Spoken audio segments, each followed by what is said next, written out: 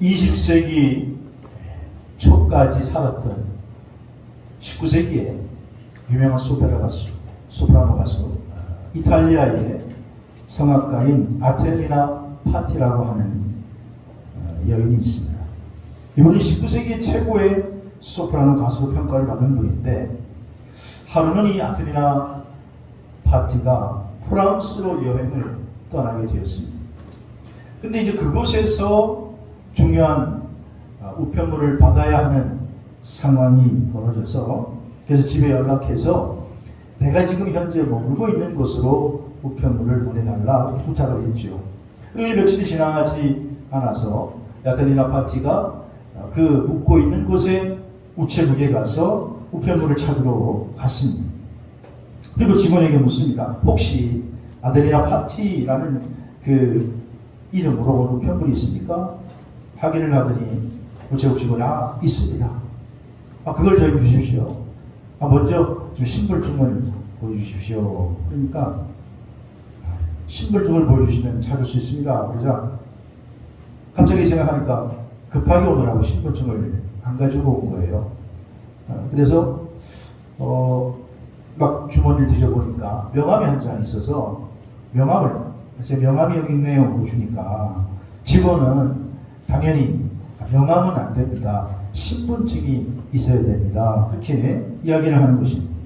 신분증이 없으면 사실 별도를 줄 수가 없습니다. 그렇게 얘기하는 거예요. 확인이 되지 않으니까. 아텔리나 파티 여인은 잠시 고민을 하다가 잠시 망설이더니 그 자리에서 갑자기 자세를 잡고 노래를 하기 시작합니다. 아름다운 목소리로 노래를 하자 그 우체국에 잠시 모든 사람들이 주의가 집중되었고 하나씩 둘씩 이 아텔리나 파티가 노래하는 그곳으로 전부 모이게 되었습니다. 모두가 그 노래 소리에 취해서 넋을 잃고 듣고 있는 것입니다. 그리고 이제 노래가 끝나자 이 아텔리나 파티가 직원에게 혹 제가 아텔리나 파티라고 하는 것이 증명이 되었습니까? 그렇게 말하자 그 직원이 감동적인 표정으로 증명이 됐습니다. 당신이 그 유명한 아텔리나 파티가 분명히 맞군요. 그렇지 않으면 어떻게 이렇게 아름다운 노래를 들릴 수가 있단 말입니까? 그러면서 우편물을 내어주게 되었다는 유명한 일화가 있습니다. 이 아텔리나 파티는 자신이 성악가였기 때문에 자신의 신분을 자신의 노래 실력으로 증명하게 된 것이죠. 여러분, 우리는 하나님의 자녀요, 내가 그리스도인이다라고 하는 사실을 우리가 무엇으로 증명하며 살 수 있을까요? 여러분, 내가 오늘 하나님의 자녀요, 내가 오늘 그리스도인이라고 하는 사실은 오늘 우리가 그리스도인다운 삶으로 증명해야 될 줄로 믿으시기를 바랍니다. 오늘 본문인 고린도 전서는 사도 바울이 고린도 교회에 AD 55년경에 보낸 편지였습니다. 당시 고린도라고 하는 지역은 아가야 지방의 수도요, 또 지금 그리스의 중심지였습니다. 고린도라고 하는 이 도시는 무역함으로써 유럽과 아시아를 서로 연결하는 해상 수송 교통의 중심지였기 때문에 상업이 너무나 발달되어 있었고, 그러다 보니까 고린도는 상당히 부유한 항구 도시였습니다. 그리고 그 부유한 항구 도시답게 그 도시 안의 문화들은 상당히 퇴폐적인 모습들이 매우 만연화되어 있었습니다.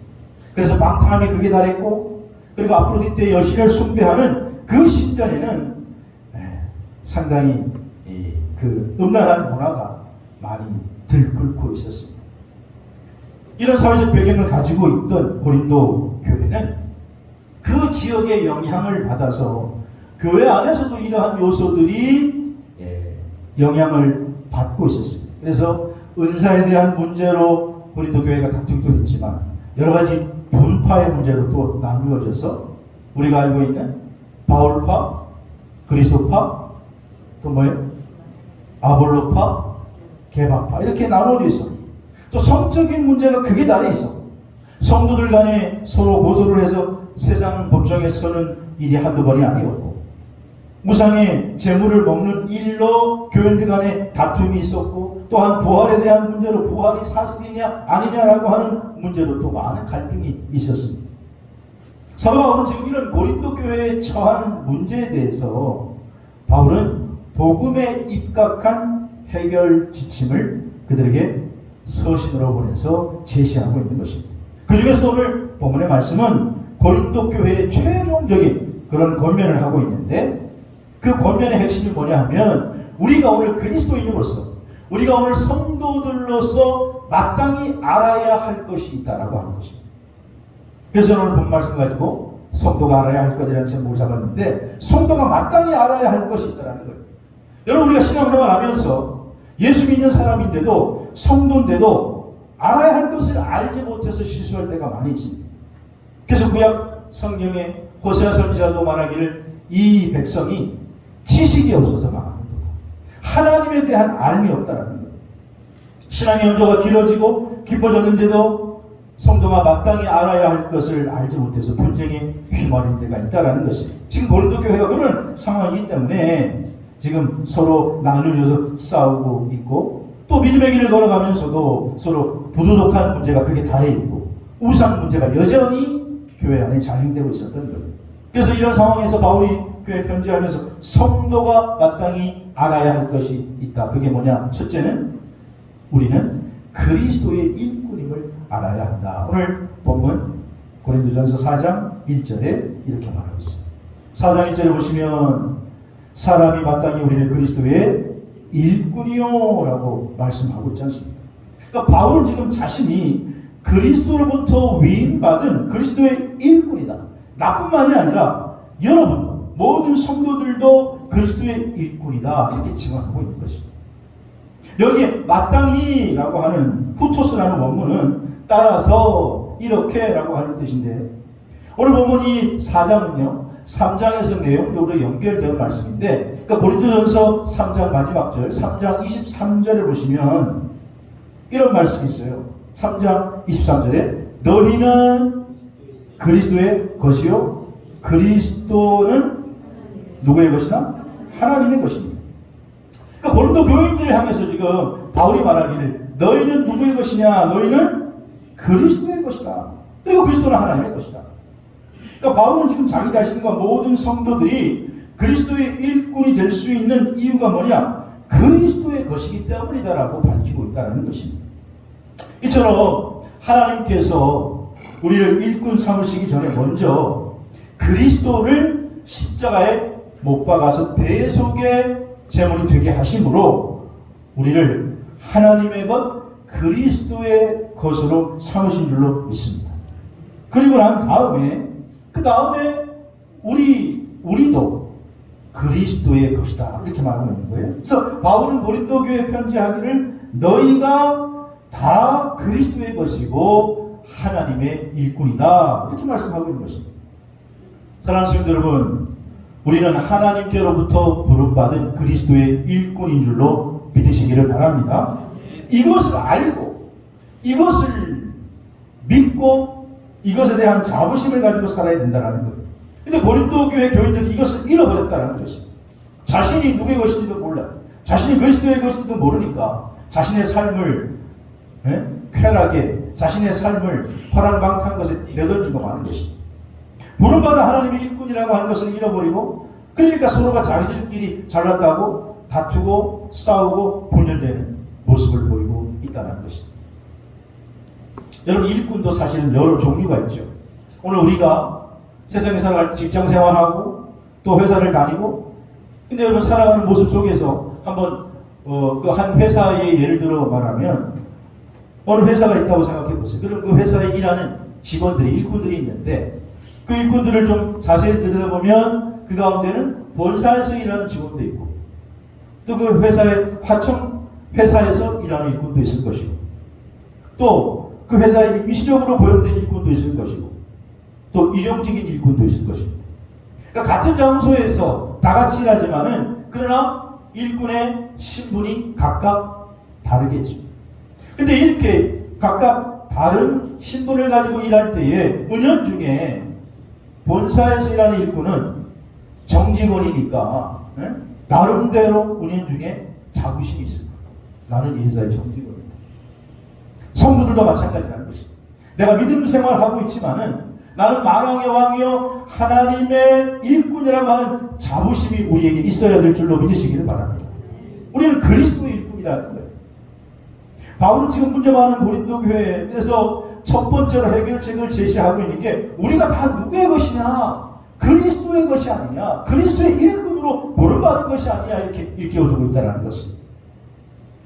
사도행전 26장에 보면 바울이 3차 전도 여행을 마치고 체포되어서 로마로 압송되기 직전에 바울이 아그리파 왕과 베스도 총독과 유대 고관들 앞에서 마지막으로 법정에서 증언하는 장면이 나옵니다. 그 말씀을 보면 사도 바울 생애 중에 가장 위대하다라고 말할 수 있을 정도로 참 감동인데, 바울이 왕이고 지금 총독이고 유대 고관들 앞에 있고 자기는 죄수의 몸으로 지금 잡혀 있어요. 두 손에는 지금 수갑이 채워져 있어요. 차구가 채워져 있어요. 그런데 그 앞에서 변론하면서 바울이 뭐라고 얘기하느냐? 난 죄 없다. 내가 무슨 죄가 있느냐? 나를 왜 잡아가려고 하느냐? 나 로마 시민인데 함부로 잡아가도 되겠느냐? 이렇게 변론하지 않습니다. 바울은 내가 율법주의자였는데 왜 율법주의를 포기하게 되었는지를 설명하고, 나는 원래 그리스도를 전파하는 사람이 아니었다. 나는 원래 그리스도인들을 잡아가두고 그 사람들을 핍박하는 사람이었는데 내가 왜 변해서 지금 그리스도인이 됐고 내가 왜 지금 그리스도의 부활을 증언하는 사람이 되었느냐, 그거를 증거하는 거예요. 바울은요, 자기가 손에 그 수갑이 찬살대인데 그 수갑 찬 손을 번쩍 들어가지고 많은 사람들에게 보이면서 자기가 그리스도의 일꾼이라고 하는 긍지와 자부심을 가지고 증언하는 거예요. 자, 지금 이게 보이느냐? 내 손에 착고가 보이느냐? 이 착고를 찾고 외에는 나는 너희들보다 조금 더 부끄럽지 않다. 이렇게 결박한 것 빼놓고는 너희들이 오히려 나 같은 사람이 되기를 원한다. 구원받은 사람이 되기를 원한다. 이 얼마나 당당한 선언입니다. 나 같은 사람이 그리스도인이고 그리스도 일꾼이 되었다는 사실이 너무나 감사하다. 너희도 하나님을 지금 모르지만 하나님을 알고 예수 그리스도를 믿는 그리스도인이 되기를 원한다. 그러면서 당당하게 그들에게 복음을 증거하고 있습니다. 베스도 총독이 나중에 그 모습을 보고 어이가 없어. 야, 너 많은 학문이 너를 미치게 하지 않고는 네가 그렇게 얘기하겠냐, 그렇게 말하잖아요. 사도행전 26장 24절 25절 이하에 보면 바울아, 네가 미쳤구나. 네 학문이 너를 미치게 했구나.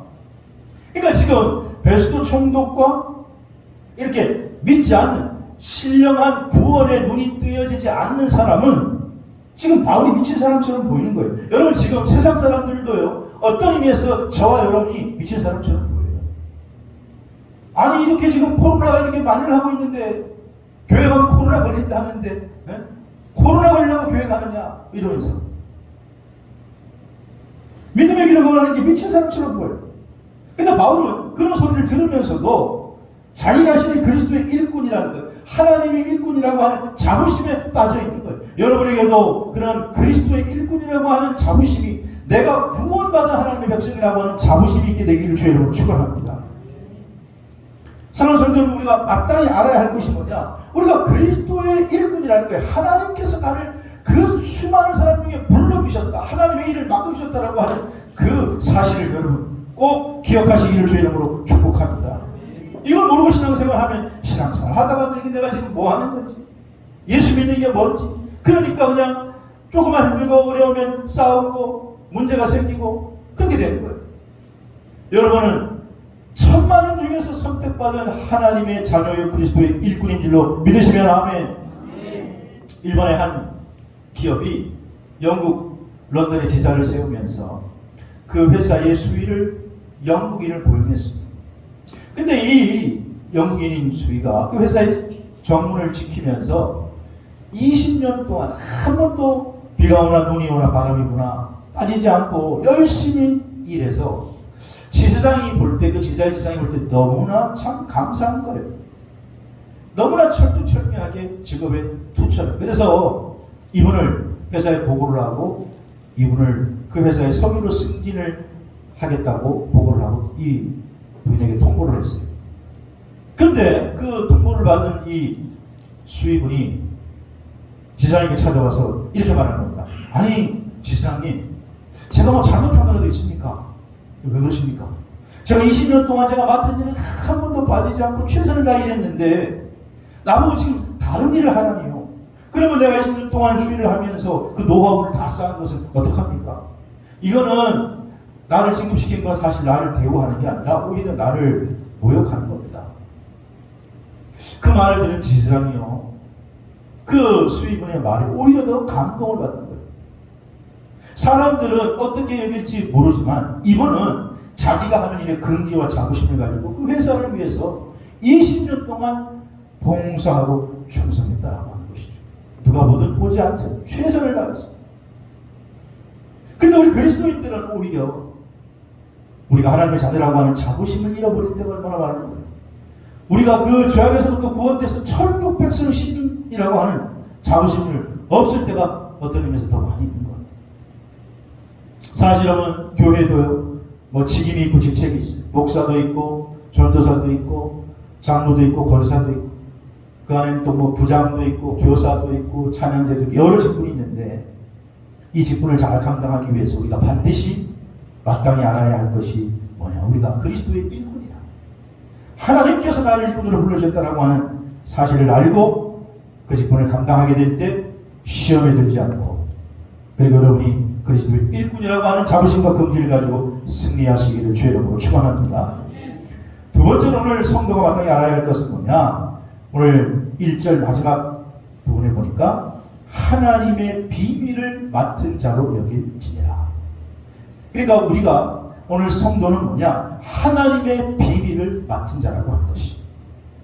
바울은 지금 자기 자신과 아볼로를 소개하면서 우리가 누군지 아느냐? 그리스도의 일꾼이고, 또 하나는 하나님의 비밀을 맡은 자예요. 비밀.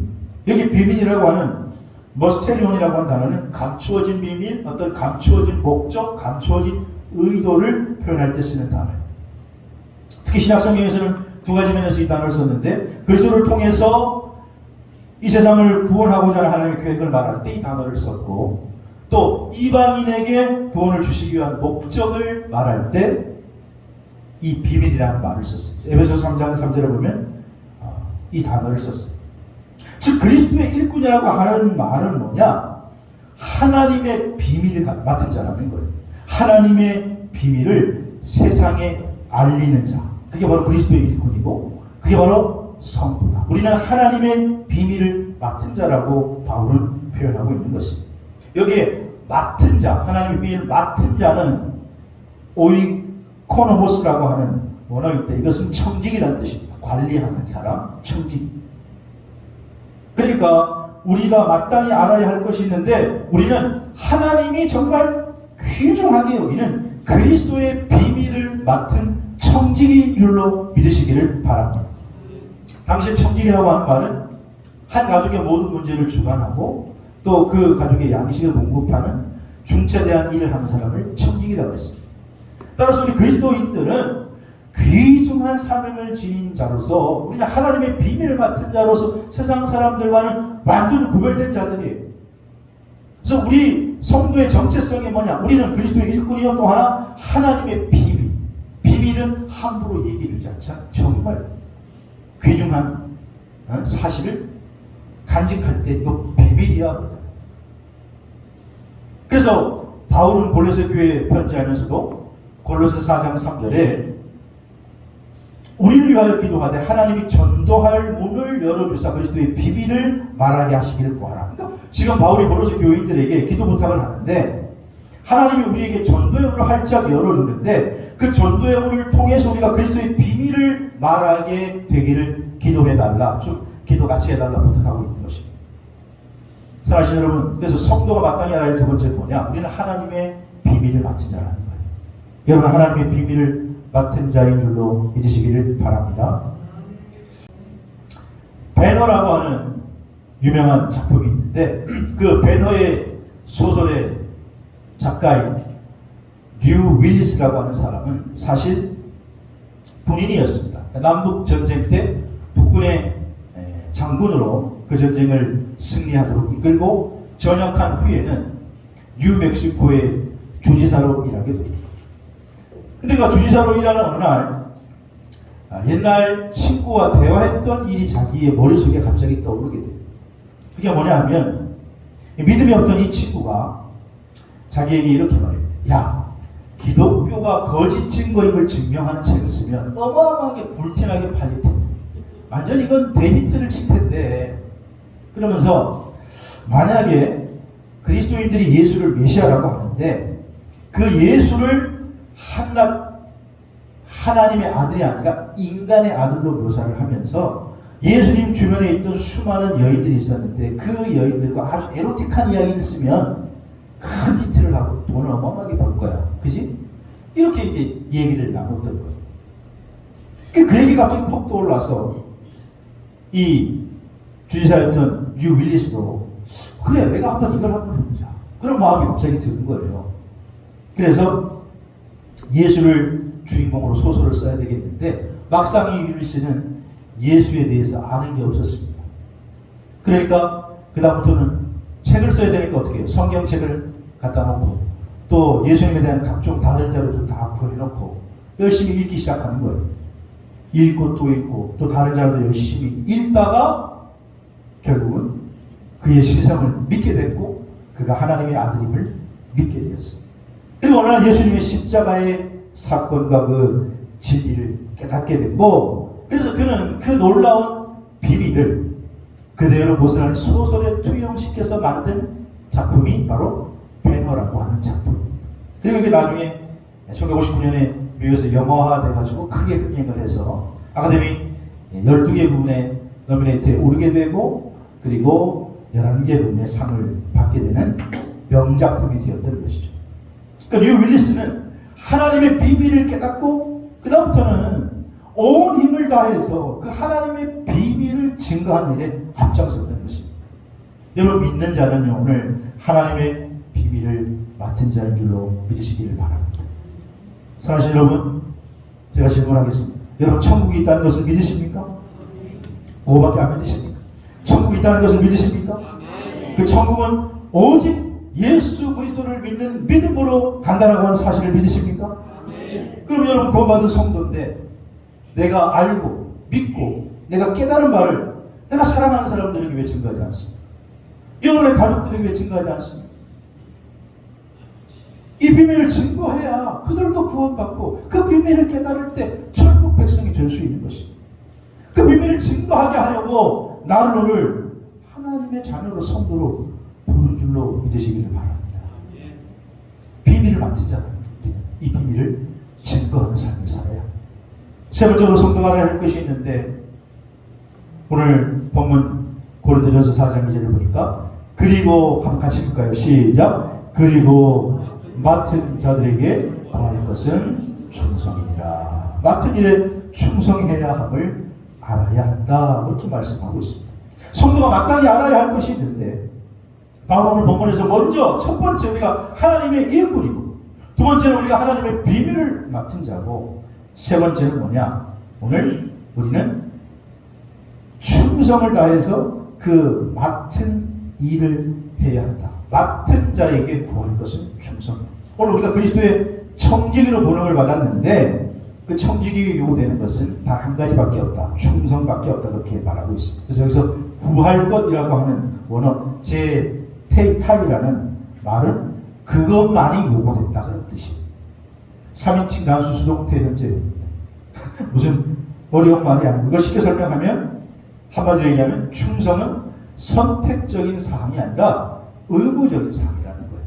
마땅히 요구되는 사항이라는 거예요. 다시 말해서 오늘 하나님께서는 우리들에게 하나님의 일꾼들에게 요구하는 것이 충성은 선택사항이 아니고 지금 내가 마땅히 해야 할 미루어서는 안 될 의무라고 하는 것이 이 단어의 의미라고 하는 것입니다. 그래서 디모데전서 1장 12절은 이렇게 말합니다. 나를 능하게 하신 그리스도 예수 우리 주께 내가 감사함은 나를 충성되이 여겨 내게 직분을 맡기시니. 오늘 우리에게 다 직분을 맡긴 것은 우리를 충성되게 여겼습니다. 마땅히 해야 할 것이 충성이기 때문에 충성되게 여기서 우리에게 직분을 맡기셨다는 거예요. 사실 여러분 초대교회 고린도 교회가 얼마나 문제가 많았습니까? 근데 왜 문제가 많았느냐? 마땅히 해야 할 것을 몰랐기 때문에 잃어버렸기 때문이라는 거예요. 그래서 고린도 교회 교인들이 해야 할 충성을 잊어버렸다는 거예요. 오늘 저와 여러분에게도 주시는 주의 음성으로 들으시기를 바랍니다. 역대상 9장에 보면 바벨론의 포로로 끌려갔던 이스라엘 백성들이 이제 다시 예루살렘으로 귀환하게 돼요. 그래서 예루살렘으로 귀환하는데 무너진 성벽을 수축하고 성을 새로 쌓아야 되니까 거기에 그 일을 해야 할 예루살렘으로 귀환한 이들에게 각각 직임을 맡기는 일이 나와요. 특히 레위 가문에게 212명에게 성전 문지기의 직임을 맡기는데 역대상 9장 22절 말씀에 보면 택함을 입은 문지기가 된 자가 모두 212명이 그렇게 말씀하고 있습니다. 그러니까 문지기들은 일주일마다 이렇게 교대를 하는데 성전을 지키고 성전 곳간을 지키고 뭐 아침이 되면 하나님의 전을 열고 밤이 되면 성전을 떠나지 않고 성문을 닫고 지키는 그런 일을 하는 게 문지기인데 레위인 중에서는요 하나님의 제사에 관한 일을 맡으니까 그 중에는 정말 중요한 귀중한 일을 맡는 사람도 있고 또 그 레위인 중에는 212명은 특별히 하는 일이 다른 게 없어요. 어떤 일을 하느냐? 성전 문을 지키는 일을 한다는 거예요. 오늘날 얘기하면 경비의 경비 지키는 일을 하는데 근데 그 212명이 누가 보든 보지 않든 불평하지 않고 성전 문지기를 정말 열심히 감당하는 모습을 성경은 기록하고 있습니다. 훗날 이 모습을 보고 압살롬의 반란으로 다윗과 함께 유랑 생활을 해야만 고라 자손이 시편 84편 10절에 보면 그 유명한 고백을 하죠. 주의 궁전에서의 한 날이 다른 곳에서의 몇 날보다 첫날보다 낫고 악인의 장막에 사는 것보다는 내 하나님의 뭐예요? 성전 문지기로 있는 것이 오히려 더 좋다. 이 고라 자손들이 레위인들이 성전 문지기로 봉사하는 모습을 부러워하면서 야 저들은 성전 문지기로 이렇게 충성하고 봉사하는 걸 부러워하면서 이렇게 고백하는 거예요. 여러분 그러므로 성도가 기억해야 할 것은요 우리는 하나님의 일꾼이요 하나님의 비밀을 맡은 자요 어떤 위치에 있든지 하나님께서 우리에게 요구하는 것은 충성이라고 하는 사실을 잊지 마시기를 주의 이름으로 축원합니다. 여러분 혹시 막사의 상이라는 것을 들어보세요. 막사의 사이상. 요즘 별 가치가 좀 없어지셨지만은 이거 이제 예전에는 아시아의 노벨상에 해당되는 거예요. 1957년 4월에 국제적인 상으로 제정이 된 상인데 이 상은 6개 부분 정치, 공공부문, 국제적 지역사회, 언론, 문화 6개 부분에서 수상자를 뽑아가지고 각각 1만 달러와 그 메달을 공급하는 상인데 원래 이 상은 필리핀 대통령 라몬 막사이사이가 자기 아버지를 기념하면서 만든 상이에요. 원래 이 라몬 막사이사이는 필리핀의 독립운동가고 정치인이라 필리핀의 대통령이 됩니다. 근데 이분이 자기 아버지를 기념하면서 이 상을 만들었는데 이분의 아버지는 그럼 뭐 하는 분이었느냐? 전파상에서 땜질을 하는. 지금은 전파상이요. 여러분 찾아볼 수가 없어요. 잘 가면 없습니다. 강릉에도 한두 곳 있다. 근데 예전에는 참 전파상이 많았어요. 가면은 웬만한 것들은 다 그분들이 땜질을 해서 다 고치십니다. 이 아버지도 뒷골목에서 대장간을 만들어 놓고 땜질을 하면서 겨우 생계를 이어가는 분이었는데 라몬 막사이사이가 자기 아버지의 고생하는 모습을 보고 죽을 힘을 다 해가지고 공부를 해가지고 열심히 해가지고 결국 대통령이 됐어요. 그리고 이제는 당당하게 아버지에게 아버지 고생 많이 하셨습니다. 이제 더 이상 고생하지 않아도 됩니다. 저와 함께 같이 대통령 궁에 가서 사시죠. 그렇게 이제 편하게 보시겠습니다라고 딱 얘기하니까 그때 이 아버지가 말씀하시기를 라몬 박사이사이 대통령은 너지 내가 아니다. 나는 내게 맡겨진 일을 평생 충성하면서 죽을 때까지 이 일을 할 것이다. 너는 어떻게 보는지 몰라도 나는 이 일을 정말 귀중하게 여기고 최선을 다해서 지금까지 일해왔다. 그렇게 말씀하시다는 거예요. 그래서 라몬 막사이사이가 자기도 크게 깨달은 바가 있어서 자기 일에 끝까지 충성한 아버지를 기념하기 위해서 이 막사이사이상을 만들었습니다. 그리고 보잘것없는 것 같을지라도 자기 분야에서 최선을 다해 충성을 한 사람들을 각 분야에서 골라서 그 상을 주기로 한 것이죠. 사랑하는 여러분, 믿는 성도들 가운데에도 어떤 분들은 생각하기에 자기에게 맡겨진 일이 하나님이 되게 크게 생각하는 일을 맡겼다 생각할 수도 있고, 또 어떤 분들은 지극히 작게 생각하는 일을 맡았다 생각할 수도 있습니다. 또 어떤 분들은 사람이 관심이 있는 그런 일을 맡았다고 생각할 수 있고, 또 어떤 분들은 관심 밖의 일을 맡았다고 생각할 수도 있습니다. 하지만 성도가 마땅히 해야 할 일은 하나님이 우리에게 요구하시는 것은 충성인 줄로 믿으시기를 바랍니다. 우리가 오늘 인생을 살아갈 때에 사실 아느냐 모르느냐가 상당히 중요한 갈림길에 놓일 때가 많이 있습니다.